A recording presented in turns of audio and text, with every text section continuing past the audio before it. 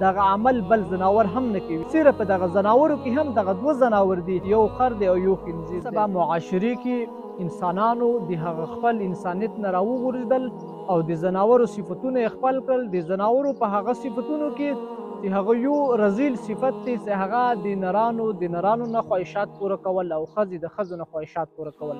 دا داسې یو بدترین او منحوس عمل دی چې د دغه عمل ارتکاب اول د حضرت لوط علیه السلام قوم کړی و او په هغوی باندې الله جل جلاله داسې عذاب راوستی چې په تاریخ کې د هغه نظیر او مثال نه میلاویږي.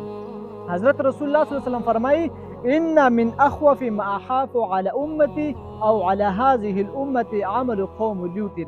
وای په دغه امت باندې چې د ما ډېره زیاته ویره او خطره دی هغه عمل د حضرت قوم لوط علیه السلام دی. یو روایت کې راځي وایي کله چې دوه سړي د یو بل نه خواهشات پوره کوي وایي په داسې خلکو باندې دا خلک سنګسار کې دا خلک قتل کې. حضرت ابن عباس رضی الله عنه نه روایت دی او د هغه نه چا پوښتنه وکړه د داسې دوی کسانو په باره کې، نو هغه ورته وفرمیل وایي داسې خلک چې په شهر کې څومره نه لوی عمارت او بلډینګ وي هغه دې په دوی باندې راوغورځولی شي او دوی دې سنګسار کړلی شي. حماد ابن ابراهیم فرمای وایي که چیرته یو سړی دوه ځلې سنګسار کولی شوی نو دغه د حضرت لوط علیه السلام د قوم کوم عمل څوک چې دغه عمل کوي دغه سړی د دوه ځلې سنګسار کړلی شوی وي. او یو مشهور محدث محمد ابن سیرین رحمت الله علیه فرمای وایي په زناورو کې ماسیوه د یو خره نه او ماسیوه د خنزیر نه دغه عمل بل زناور هم نه کوي.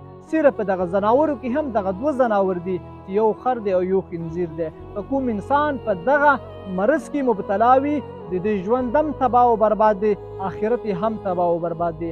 ځکه د ده ډېر زیات نقصانات دي. کوم سړی چې دغه عمل کوي د ده ژوند به هغه ډېر په غفلت او په سستۍ کې تېرېږي. د سړی به د وجود نه کمزوری وي، د سړي په مال او رزق کې به الله جل جلاله برکت پورته کړي او الله رب العزت به دغه انسان ته د رحم او د فضل او د کرم په نظر نه ګوري. دغه سړی به همیش دپاره په معاشرې کې سپک او ذلیله سړی شمېرلی شي.